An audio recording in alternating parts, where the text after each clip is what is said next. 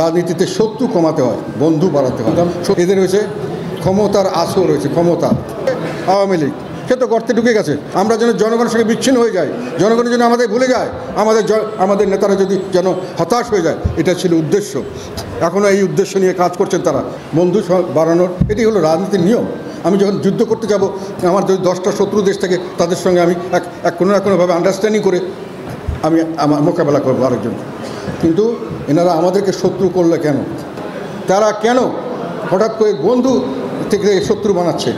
ক্ষমতার আসর রয়েছে, ক্ষমতার আসর, মানে ক্ষমতা তাদেরকে ছুঁয়ে পাগল করেছে, ক্ষমতার নেশায় তাদেরকে পেয়ে বসছে। এখন ক্ষমতার স্বাদ পেয়েছে এবং এই ক্ষমতার স্বাদ দীর্ঘস্থায়ী করার জন্য তারা এই ধরনের পলিসি গ্রহণ করছে। আমাদের দেশে প্রায় যারা রাষ্ট্র পরিচালনা ছিলেন, একবার ক্ষমতায় বসলে আর ক্ষমতার থেকে উঠতে চান না, ক্ষমতার থেকে নামতে চান না। এটা আমাদের আগে শেখ হাসিনা হয়েছিল এবং তার জন্য তারা নানান রকম পরিবেশ সৃষ্টি করেন। আমার ধারণা এই আমার তরুণ বন্ধুরা এই পলিসিতে গেছেন, ওনাদের মধ্যে একটা সুন্দর বন্দোবস্ত চিন্তা করেছেন। আমরা একটা দল করব, ক্ষমতায় কিভাবে থাকা যায়, একটা দল করব সরকারের থেকে, সরকারের সুযোগ সুবিধা নিয়ে, সরকারের সমস্ত বাস্তব নিয়ে আমরা একটা দল করব। এই দলকে ক্ষমতা আনতে হবে। ক্ষমতা আনলে আমাকে প্রতিযোগিতা কমাতে হবে। বন্ধু বাড়ানোর কথা আমি বলছিলাম না, বন্ধু তো দরকার নাই, শত্রু বানিয়ে এদেরকে বের করে দাও।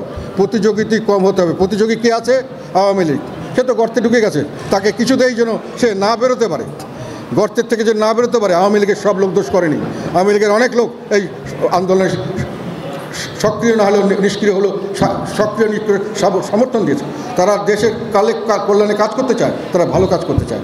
অন্যান্য দলের তাই, তাদেরকে বাদ দিয়ে গর্তে ঢুকাতে হবে। তারা যেন নির্বাচন না করতে পারে।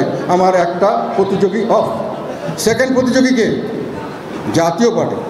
একে তো কোনো দিকে পেঁচানো যাচ্ছে না। কিসে পেঁচাও? ওই যে প্রচারণা চালিয়েছিল একদিন কি যেমন ঈশ্বর সাহেবের স্বৈরাচার, এখন আমাদের চালিয়েছে দোসর করে।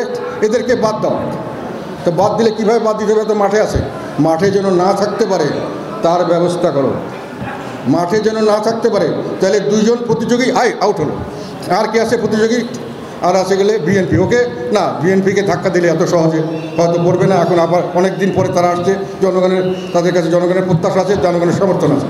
আর জামাত মোটামুটি তাদের বন্ধু ভাববো না। তাদের পলিসি হলো এই 3টি দল থাকবো আমরা, বাকিগুলো তাকে রাখবো আমাদের ব্যবহার করার জন্য, এবং তারা হয়তো এর থেকে উচ্ছিষ্ট ভোগী কিছু হতে পারে। আওয়ামী লীগ একটা বড় পার্টি বাদ, জাতীয় পার্টি বড় পার্টি বাদ, অর্ধেক লোক বাদ হয়ে গেল।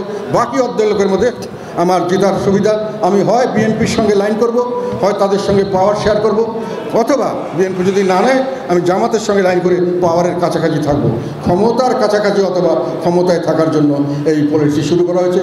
জাতীয় পার্টিকে মাইনাস করার পলিসি হলো এই ধরনের পলিসির একটি অংশ বলে আমি বিশ্বাস করি।